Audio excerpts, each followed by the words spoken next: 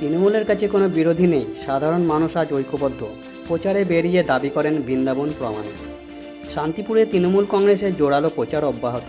দলের শহর সভাপতি বৃন্দাবন প্রমাণিক দাবি করেছেন, তৃণমূলের সামনে কোনো শক্তিশালী বিরোধী নেই এবং সাধারণ মানুষ এখন একজোট হয়ে দলের পাশে দাঁড়িয়েছেন। তার কথায় আগামী 4 তারিখে শান্তিপুরের মাটিতে সবুজ আবির উঠবে।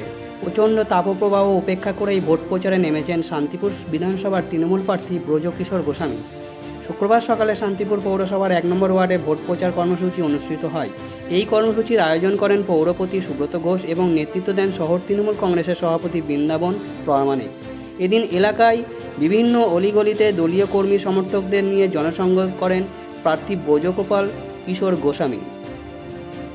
সাধারণ মানুষের সঙ্গে সরাসরি কথা বলে তার সমস্যার কথাও শোনেন এবং উন্নয়নের আশ্বাস দেন। প্রচারে মানুষের স্বতঃস্ফূর্ত অংশগ্রহণে তৃণমূল নেতৃত্ব জয়ের ব্যাপারে যথেষ্ট আশাবাদী।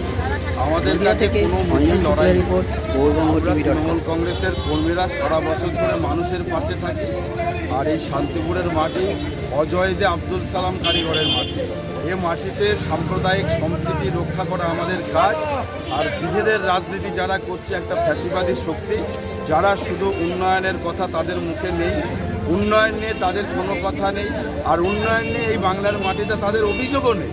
তাদের শুধু মানুষের মাথার মধ্যে একটাই ঢুকিয়ে দিচ্ছে জিনিস, সে হচ্ছে ধর্ম ধর্ম ধর্ম, হিন্দু হিন্দু হিন্দু।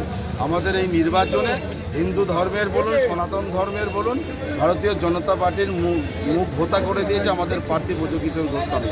বিজয় কৃষ্ণ গোস্বামী বাড়ির সন্তান, হিন্দু এবং সনাতন ধর্মের প্রচারক। অর্থাৎ ভারতীয় জনতা পার্টি যে প্রচারই করুক তারা মানুষের কাছে, সব প্রচার উপকার হবে। 4 তারিখে রেজাল্ট বেরোলে এই শান্তিপুরের মাটিতে তৃণমূল কংগ্রেসের সবুজ আবির উঠবে, জয়ের পতাকা উঠবে।